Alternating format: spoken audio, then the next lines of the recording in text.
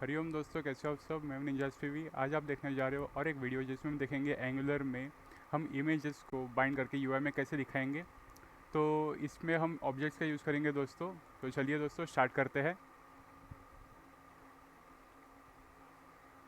तो यहाँ पे आप देख सकते हो दोस्तों कि मैंने पहले से ही स्ट्रक्चर रेडी करके रखा है और यहाँ पे सीडीएन जो है मैंने ये पहले से ही इंपोर्ट करके रखा है, यूज़ करके रखा है यहाँ पे। और एम्प्टी स्क्रिप्ट्स मैंने यहाँ पे बना के रखा है।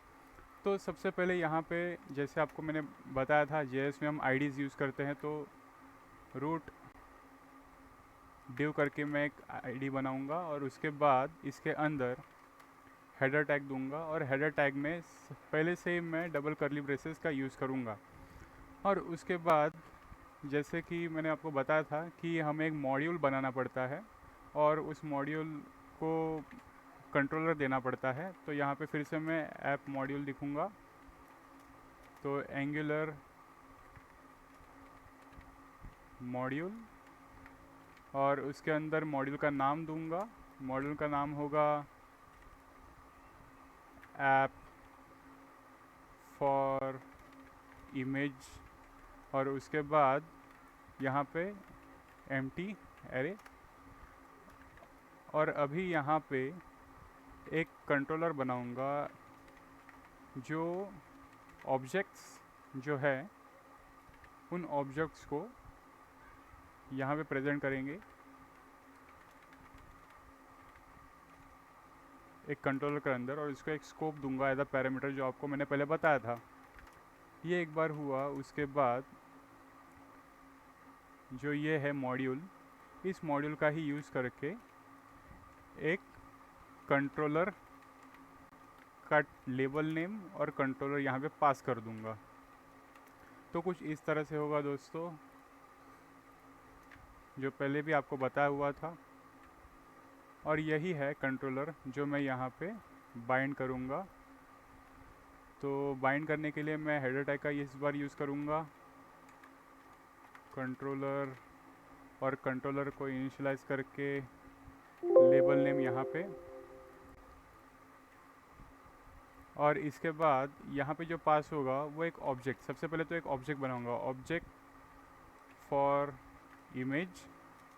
और यहाँ पे होगा ऑब्जेक्ट कुछ इस तरह से। और इसके अंदर मैं दूंगा इमेज। इमेज को एक पाथ रहेगी और उसका विड्थ और हाइट। तो यहाँ पे की वैल्यू पेयर है ये कुछ इस तरह से दोस्तों। और यहाँ पे मैंने एक इमेज पहले से ही लेके रखा है।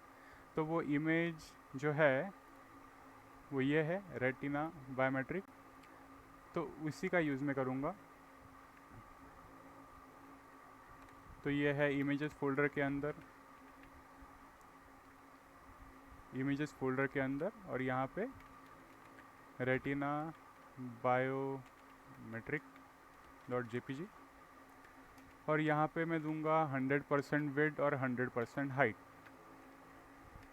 तो दोस्तों ये हमारा ऑब्जेक्ट रेडी हो गया है। और ये ऑब्जेक्ट रेडी होने के बाद ये जो स्कोप है जो बाइंड करता है एंगुलर को यूआई के साथ, तो ये यहाँ पे मैं पास कर दूँगा एक वेरिएबल दे के। तो एक वेरिएबल होगा स्कोप डेटा। और यहाँ पे मैं पास करूँगा ये पूरा ऑब्जेक्ट। ये जो पूरा ऑब्जेक्ट है वो जाएगा यूआई में। और यूआई में जाके डायरेक्टली वो यहाँ पे प्रिंट करेगा। पर मुझे अभी यहाँ पे क्या करना है, हेडर टैग का यूज़ ना करते हुए मुझे इमेज टैग का यूज़ करना है। तो ये इमेज टैग जो है वो होगा यहाँ पे। तो सबसे सिंपल ये तो हेडर टैग के लिए था, पर अभी मुझे इमेज टैग चाहिए। तो ये कुछ इस तरह से होगा दोस्तों। तो आप यहाँ पे कंफ्यूज मत होइए, ये इमेज टैग है। और यहाँ पे जो सिंटैक्स एचटीएमएल में आपने देखा था वही है। और यहाँ पे जो मैंने आपको बोला था कि करली ब्रेसेस, डबल करली ब्रेसेस का यूज़ करना पड़ता है, तो ये डबल कोट्स के अंदर भी हम यूज़ कर सकते हैं अगर हमने ऑब्जेक्ट यूज़ किया है तो। और इमेज टैग के लिए ये कुछ इस तरह से लिखना पड़ता है। और एक बार ये हुआ तो उसके बाद हमने जो स्कोप डेटा है वो पास किया है, वो यहाँ पे यूज़ करेंगे इमेज, और इसी को यहाँ पे मैं फिर से लिखूँगा। तो यहाँ पे पहले स्कोप डेटा है डॉट, ये जो विड्थ दिख रहा है आपको दोस्तों, ये विड्थ यहाँ पे होगा, और उसी तरह स्कोप डेटा जो है जो हमने पास किया है उसकी हाइट जो है वो यहाँ पे पास होगी। तो दोस्तों इन चीज़ों को देखते हुए हमने एक चीज़ जो है वो लिखी नहीं है, और वो है कंट्रोलर, जो हमने हेडर टैग में लिखा हुआ था पर वो हमने निकाल दिया क्योंकि हमें इमेज टैग चाहिए था। तो उसी को यहाँ पे ng कंट्रोलर करके लिखेंगे, पर उसके पहले ng ऐप लिखना बहुत ज़रूरी है क्योंकि हमने मॉड्यूल बनाया है और उसके बाद कंट्रोलर है। तो सबसे पहले इसी चीज़ का ध्यान रखना पड़ता है दोस्तों कि हमने जो पास किया है वो बराबर से यूज़ हो। तो वो कुछ इस तरह से है, और यहाँ पे कंट्रोलर जो है दोस्तों वो ये जो नेम है उसी नेम को हमें यहाँ पे यूज़ करना है। अभी हम देख सकते हैं इसका आउटपुट दोस्तों। तो आप देख सकते हो जो आउटपुट है कुछ इस तरह से है। अगर आपको लगता है कि ये गलत आउटपुट है तो एक बार आप वेरीफाई कर सकते हो विड और हाइट को बदलते हुए। तो मैंने विड और हाइट को 50-50% रखा और उसके बाद मैंने फिर से रिफ़्रेश किया, तो ये रिफ़्रेश भी हुआ दोस्तों। तो इससे आपको पता चलता है कि आपका जो इमेज है वो सही है, यानी कि एंगुलर से सही से आ रहा है। इमेज तो आपको पता ही होगा कि ये बराबर है, पर जो आपने कंट्रोलर में लिखा है वो एग्जीक्यूट हो रहा है कि नहीं वो यहाँ से आपको पता चलता है। तो इतना सिंपल है दोस्तों। सबसे पहले हमने देखा कि डिव टैग के अंदर इमेज टैग, जो पहले हमने हेडर टैग लिखा था वो ना करते हुए इमेज टैग का यूज़ करना है। और उसके बाद हमने एंगुलर में जो स्क्रिप्ट है वो लिखे हैं, मॉड्यूल पहले बनाया, कंट्रोलर बाद में बनाया। उसके बाद हमने ऑब्जेक्ट से डील किया है, ऑब्जेक्ट्स। तो ऑब्जेक्ट जो है, ऑब्जेक्ट के अंदर हमने की वैल्यू पेयर जो होते हैं वो उसके यूज़ किए हुए हैं, और उसी ऑब्जेक्ट को हमने डायरेक्टली यूआई को पास कर दिया। तो स्कोप जो है वो पैरामीटर हमें यूज़ करना है, और उसके बाद एक वेरिएबल क्रिएट करना है जिससे हम बाइंड कर सके एंगुलर के स्क्रिप्ट को यूआई के साथ।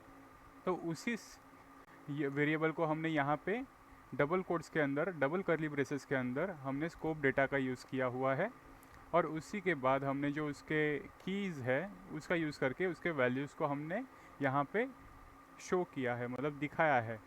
तो विड है, विड के यहाँ पे विड, हाइट के यहाँ पे हाइट, और पाथ आपने बराबर दिया होगा तो ही वो इमेज दिखेगा जो SRC के अंदर दिख रहा है।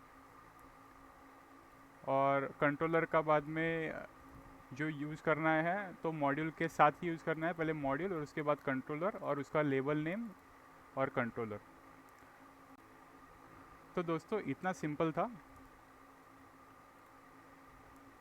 तो उम्मीद करता हूँ दोस्तों आज का वीडियो भी आपको अच्छा लगा होगा, और इसी चीज़ को हम अलग अलग तरीके से भी देखेंगे। तो इसी चीज़ का मतलब कि एंगुलर के अंदर जो हम कंट्रोलर्स यूज़ करते हैं उस चीज़ का, और बाद में हम देखेंगे कि मॉडल क्या होता है, ng मॉडल।